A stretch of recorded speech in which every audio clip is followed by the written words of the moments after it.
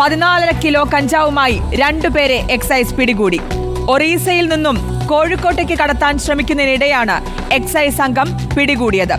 മലപ്പുറം എടപ്പാൾ സ്വദേശി ആൽബിൻ, കോഴിക്കോട് പന്നിയങ്കര സ്വദേശിനി ഷിഫ എന്നിവരാണ് പിടിയിലായത്. ഓടി രക്ഷപ്പെട്ട പ്രതികളുടെ സുഹൃത്തിനായി എക്സൈസ് അന്വേഷണം ആരംഭിച്ചു.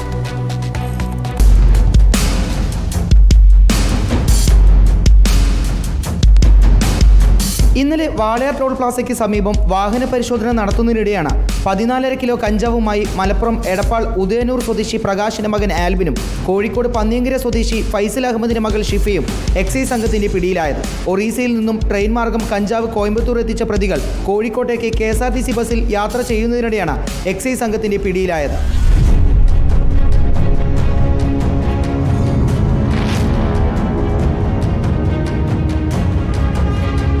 കഞ്ചാവ് കടത്തിന് നേതൃത്വം നൽകിയ മലപ്പുറം സ്വദേശിയായ സുഹൃത്ത് ഇവർക്കൊപ്പം ഉണ്ടായിരുന്നെങ്കിലും വാഹന പരിശോധന കണ്ട് ഓടി രക്ഷപ്പെട്ടു. ബിരുദ പഠനം പൂർത്തിയാക്കിയ ഷിഫ 2 ആഴ്ചയ്ക്ക് മുമ്പാണ് ആൽബിനെയും സുഹൃത്തിനെയും ബാംഗ്ലൂരിൽ വെച്ച് പരിചയപ്പെട്ടതെന്നാണ് ഉദ്യോഗസ്ഥർ കണ്ടെത്തിയിട്ടുള്ളത്.